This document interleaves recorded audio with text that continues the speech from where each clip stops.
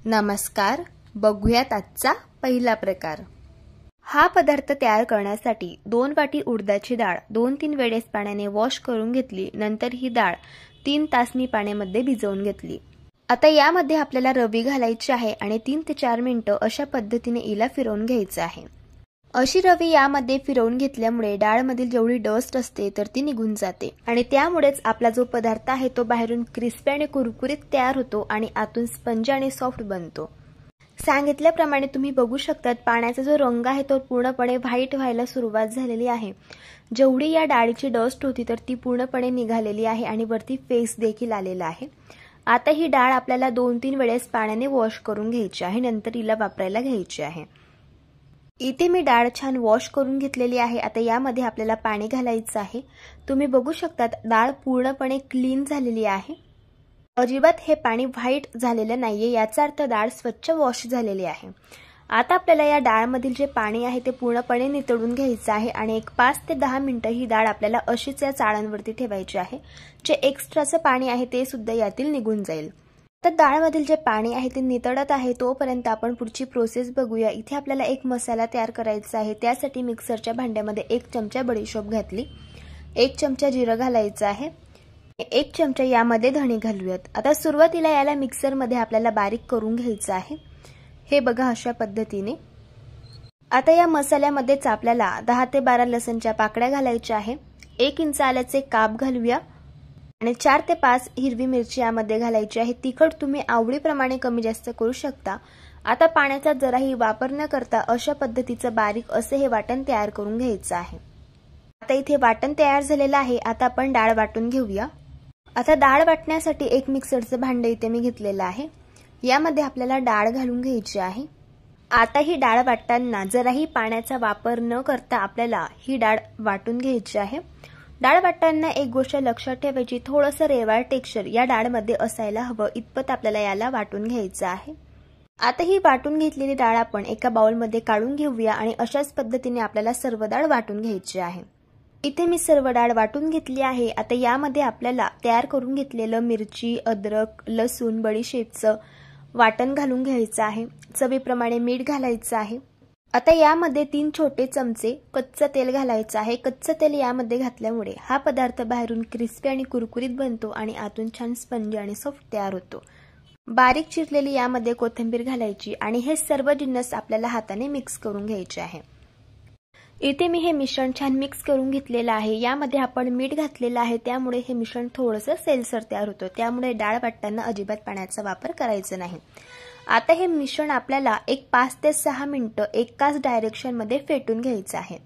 असं हे मिश्रण फेटून घेतल्यामुळे यामध्ये हवेचे कण भरले जातात आणि हे मिश्रण हलकं फुलकं तयार होतो आणि त्यापासून आपण जो पदार्थ तयार करणार आहोत तर तो सुद्धा बाहेरून क्रिस्पी आणि कुरकुरीत बनतो आणि आतून स्पंज आणि सॉफ्ट तयार होतो। आता इथे मी हे मिश्रण फेटून घेतलेलं आहे। आता यावरती आपल्याला झाकण ठेवायचं आहे आणि एक 5 ते 6 मिनिटे याला रेस्ट करण्यासाठी ठेवायचे। 5 ते 6 मिनिटे झालेली आहे। आता आपण लगेच यापासून पदार्थ तयार करायला घेऊया। इथे आज आपण उडदाच्या डाळीची वडे बनवणार आहोत। आमच्याकडे जळगाव खानदेशमध्ये स्पेशली आषाढ महिन्यामध्ये हे उडदाची डाळीचे वडे बनवले जातात। आता इथे उडदाच्या डाळीचे वडे थापण्यासाठी इथे मी एक वाटी घेतली आणि त्याला कापड लावून घेतलंय। या कापडावरती थोडंसं पाणी लावून घ्यायचंय हाताने अशा पद्धतीने। आता हाताला थोडंसं पाणी लावून घ्यायचं आणि थोडंसं लिंबाच्या साईज एवढं मिश्रण हातामध्ये घ्यायचं आणि सुरुवातीला याला गोलाकार शेप अशा पद्धतीने देऊन घ्यायचा। आता हा तयार करून घेतलेला गोळा अशा पद्धतीने या वाटीवरती लावून घेतलेल्या कापडावरती ठेवायचा, हाताला पाणी लावून घ्यायचं आणि अशा पद्धतीने याला एकसारखं थापून घ्यायचं। जर तुम्हाला असं कापडावरती याला थापायचं नसेल तर प्लास्टिकची शीट घ्यायची, त्याला थोडंसं पाणी लावायचं आणि अशाच पद्धतीने आपल्याला प्लास्टिकच्या शीटवरती देखील याला थापून घ्यायचं आहे। आता हा तयार करून घेतलेला वडा अगदी हलक्या हाताने आपल्याला अशा पद्धतीने काढून घ्यायचा आहे आणि लगेच याला फ्राय करायला घ्यायचं आहे। त्यासाठी इथे मी तेल गरम करून घेतलेलं आहे। आता हा वडा आपल्याला तेलामध्ये घालून घ्यायचा आहे। हा वडा आपल्याला गॅसच्या मीडियम फ्लेमवरती क्रिस्पी आणि कुरकुरीत होईपर्यंत फ्राय करून घ्यायचा आहे। वडा असा तेलामध्ये घातल्यानंतर वडा तळाला जाऊन बसतो आणि भरपूर सारे बबल्स यावरती तयार होतात। वडा हलका फ्राय झाल्यावरती त्यावरचे बबल्स कमी होतात आणि हा वडा तेलावरती तरंगायला सुरुवात होते। तुम्ही बघू शकतायत अशा पद्धतीने। आता झाऱ्याने यावरती तेल सोडून घ्यायचं आहे। तुम्ही बघू शकतात हा वडा छान कचोरी सारखा टम्म फुगलेला आहे। वड्याची एक बाजू फ्राय झालेली आहे। आता हा वडा आपल्याला पलटी करून घ्यायचा आहे आणि दुसऱ्या साइडने देखील याला फ्राय करून घ्यायचा आहे। इथे मी हा वडा फ्राय करून घेतलेला आहे। आता आपण याला काढून घेऊयात। तुम्ही बघू शकतात अगदी छान असा कचोरी सारखा हा वडा टम्म फुगलेला आहे। मी वड्याला रंग बघू शकतात काय छान आलेला आहे आणि जेवढा हा वडा दिसायला अप्रतिम दिसतो तेवढा चवीलाही अगदी भन्नाट लागतो। अशाच पद्धतीने मी तुम्हाला दुसरा वडा देखील फ्राय करून दाखवत आहे। आता वडे फुगण्यासाठी इथे मी तुम्हाला एक टिप देत आहे। जर तुमचे वडे फुगत नसतील तर असं समजावं तुमचं जे मिश्रण आहे वड्यांचं ते अळणी झालेलं आहे। जर वड्यांचं मिश्रण अळणी असेल तर वडे अजिबात तेलामध्ये घातल्यानंतर फुगत नाहीत।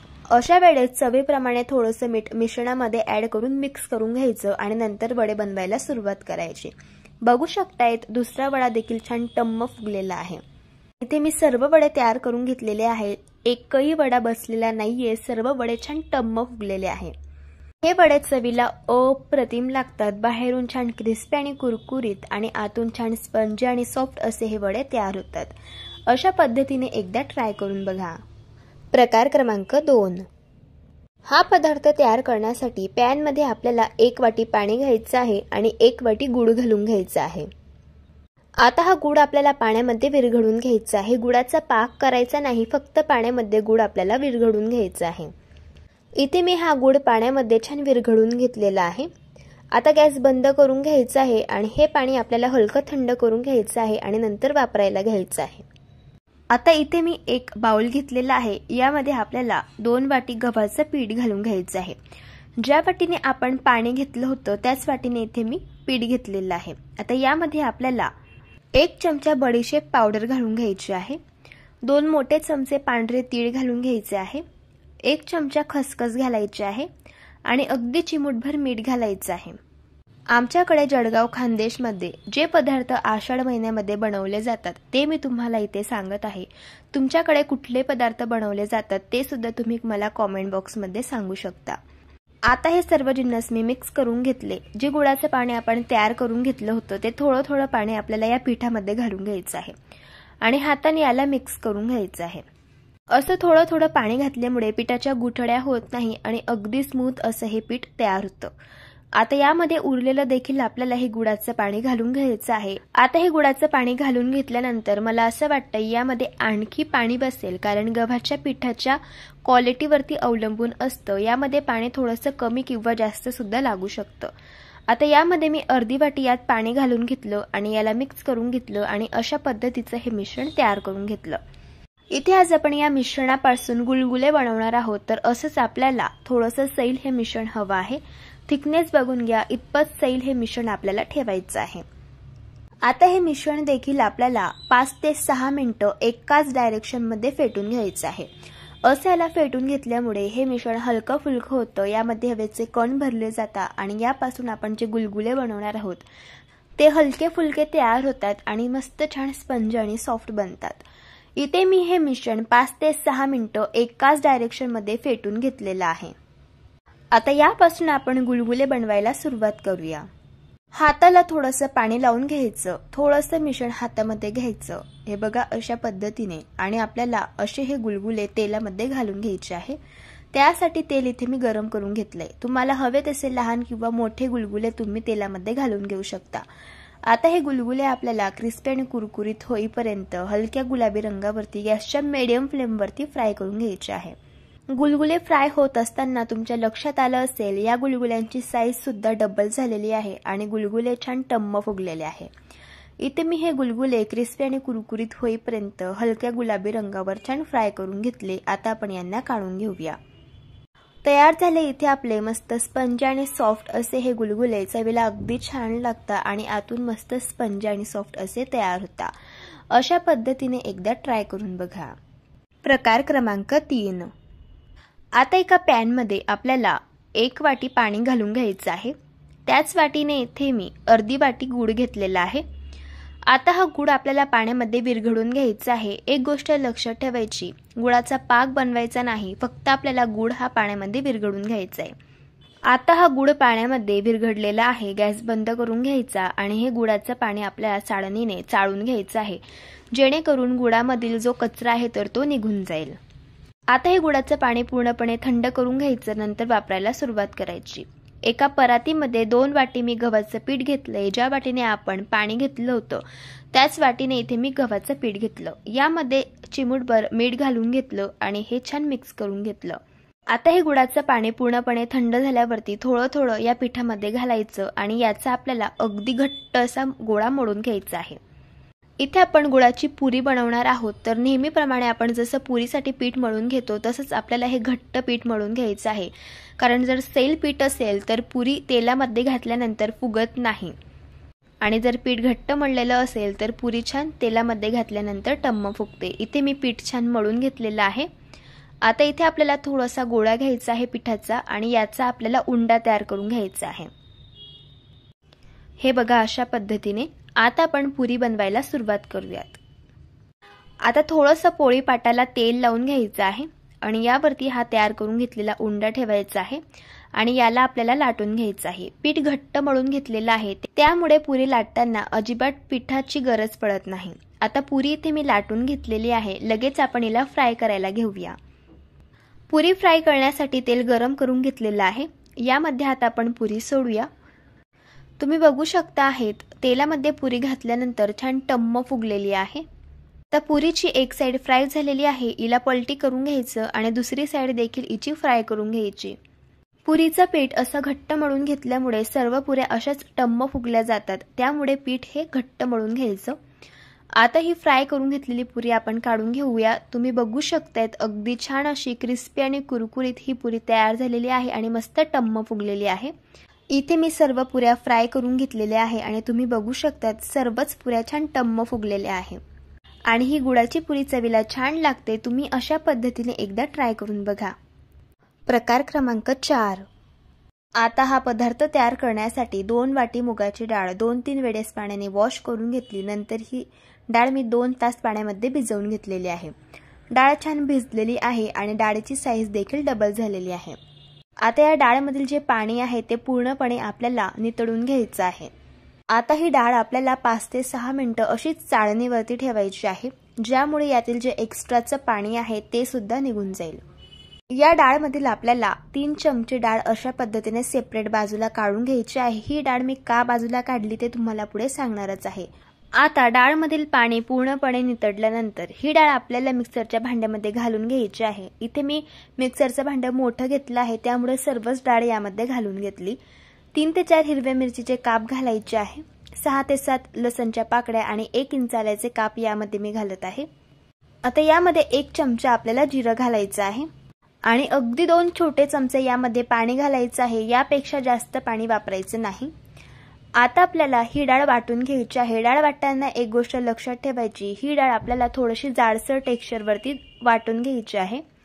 इथे मी डाळ वाटून घेतलेली आहे. तुम्ही बघू शकता थोडीशी जाडसर अशी ही डाळ मी वाटून घेतलेली आहे. आता ही वाटून घेतलेल्या डाळीचं मिश्रण आपल्याला एका बाउलमध्ये काढून घ्यायचं आहे.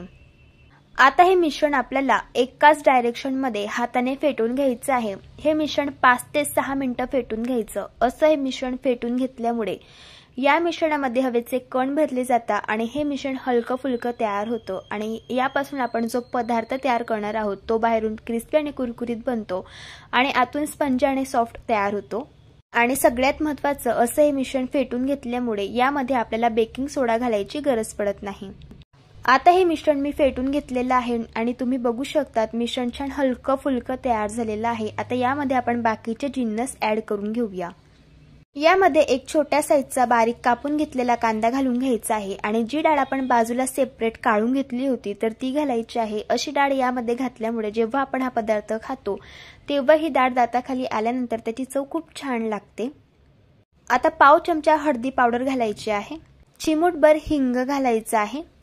1 चमचा धणे पावडर घालायची आहे आणि बारीक कापून घेतलेली यामध्ये कोथिंबीर घालायची आहे. कोथिंबीर थोडीशी जास्तच वापरायची, त्यामुळेच हा पदार्थ चवीला खूप छान लागतो.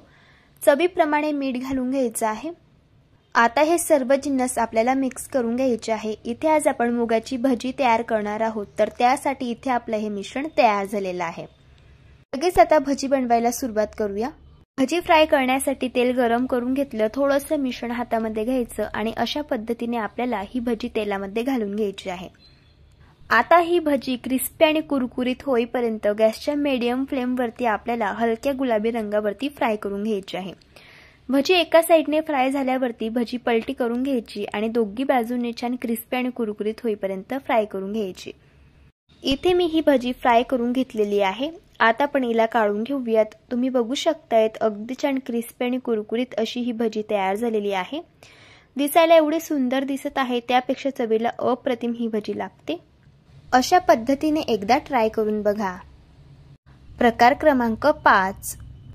आता हा पदार्थ तयार करण्यासाठी पॅन मध्ये आपल्याला 1 वाटी पाणी घालून घ्यायचं आहे। ज्या वाटीने पाणी घेतलं त्याच वाटीने यामध्ये आपल्याला 1 वाटी गूळ घालून घ्यायचा आहे। आता हा गूळ आपल्याला पाण्यामध्ये विरघळून घ्यायचा आहे। गुळाचा पाक बनवायचा नाही, फक्त पाण्यामध्ये गूळ विरघळून घ्यायचा। गूळ पाण्यामध्ये छान विरघळलेला आहे। गॅस बंद करून घ्यायचा आणि हे पाणी आपल्याला पूर्णपणे थंड करून घ्यायचं आहे, नंतर वापरायला सुरुवात करायची आहे। त्यासाठी इथे मी एका परातीमध्ये 2 वाटी गव्हाचं पीठ घेतलेलं आहे। ज्या वाटीने आपण गूळ आणि पाणी घेतलं होतं त्याच वाटीने इथे मी हे पीठ घेतलेलं आहे। आता त्याच वाटीने यामध्ये आपल्याला पाव वाटी बेसन पीठ घालून घ्यायचं आहे। आता यामध्ये 1 चमचा बडीशेपची पावडर घालायची आहे। पाव चमचा आपल्याला सुंठ पावडर यामध्ये घालायची आहे आणि अगदी चिमूटभर मीठ घालायचं आहे। आता या पिठाला मोहन देण्यासाठी पॅन मध्ये आपल्याला 3 छोटे चमचे तूप घालून घ्यायचं आहे। तूप आपल्याला कडकडीत गरम करून घ्यायचं आहे। इथे मी हे तूप कडकडीत गरम करून घेतलेलं आहे। आता हे तूप आपल्याला या पिठामध्ये घालून घ्यायचं आहे। असे या पिठामध्ये मोहन घातल्यामुळे हा पदार्थ अगदी छान खुसखुशीत तयार होतो। आता हे तूप फार गरम आहे, त्यामुळे आपल्याला चमच्याने सुरुवातीला याला मिक्स करून घ्यायचं आहे। नंतर हाताने अशा पद्धतीने आपल्याला हे तूप पूर्ण पिठामध्ये मिक्स करून घ्यायचं आहे। असं हे पीठ पूर्णपणे मिक्स करून घेतल्यानंतर आपल्याला थोडंसं पीठ हातामध्ये घ्यायचं आहे आणि याची अशा पद्धतीची मूठ तयार करून बघायची आहे। अशी पिठाची मूठ बांधली गेली तर समजायचं तुपाचं मोहन पिठामध्ये अगदी परफेक्ट झालं आहे। आता हे गुळाचं पाणी आपल्याला थोडं थोडं या पिठामध्ये घालून घ्यायचं आहे आणि आपल्याला याचा अगदी घट्ट असा गोळा तयार करून घ्यायचा आहे। इथे आज आपण गुळाच्या खुसखुशीत कापण्या बनवणार आहोत। तर कापण्या बनवण्यासाठी आपल्याला हे जे पीठ आहे तर ते छान घट्ट मळून घ्यायचं आहे। जर आपण हे पीठ सैल मळलं तर कापण्या आतून मऊ राहतात आणि त्या छान क्रिस्पी आणि खुसखुशीत होत नाहीत। त्यामुळे हे पीठ जेवढं घट्ट मळता येईल तेवढं घट्ट मळून घ्यायचं। इथे मी हे पीठ घट्ट मळून घेतलेलं आहे आणि आपण गूळ आणि जे पाणी घेतलं होतं ते प्रमाण अगदी परफेक्ट यामध्ये झालेलं आहे।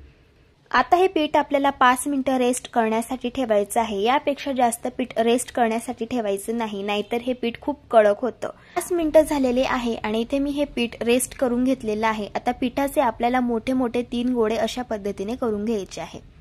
आता आपण याला लाटून घेऊयात। त्यासाठी इथे मी पोळीपाट घेतला आहे। आपल्याला याची चपाती लाटून घ्यायची आहे। आपण नेहमीप्रमाणे जशी चपाती लाटतो त्यापेक्षा थोडीशी जाडसर आपल्याला ही चपाती लाटून घ्यायची आहे। इथे मी ही चपाती लाटून घेतलेली आहे। आता यावरती आपल्याला खसखस घालून घ्यायची आहे।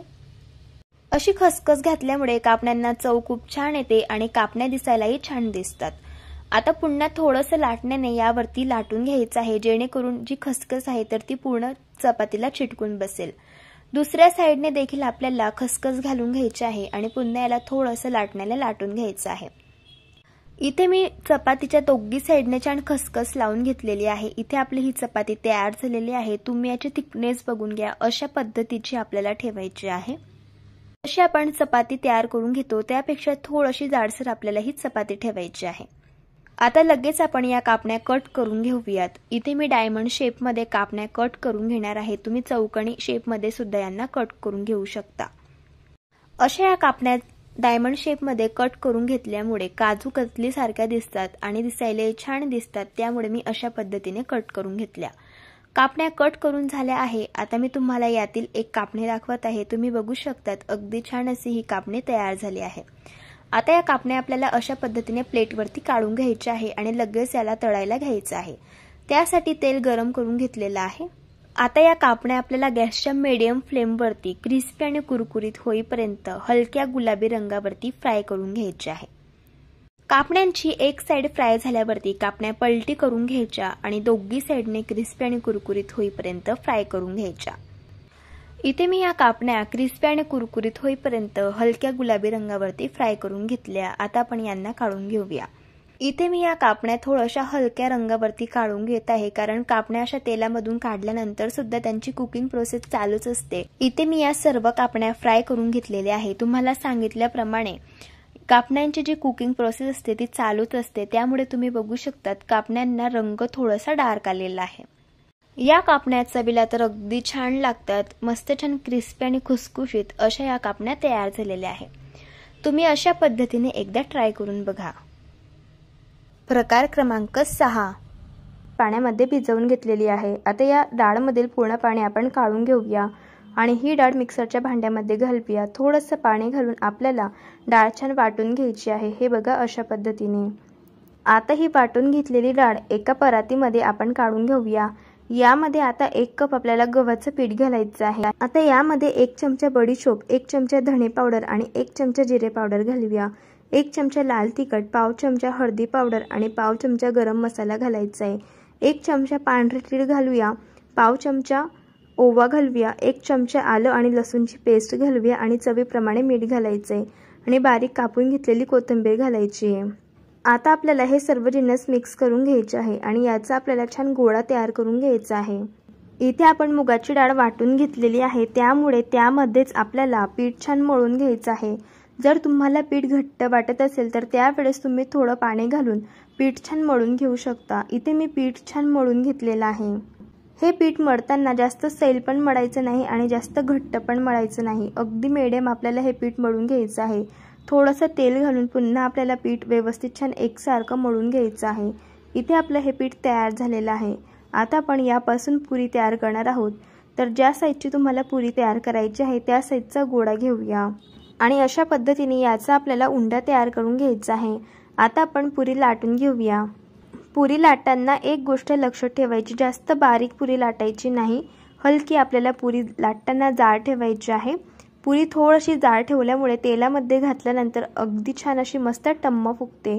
आता तेल छान इथे मी गरम करून घेतलंय, यामध्ये आपण पुरी घालून घेऊया आणि पुरी आपल्याला दोघी साइडने छान क्रिस्पी आणि कुरकुरीत होईपर्यंत फ्राय करून घ्यायची आहे।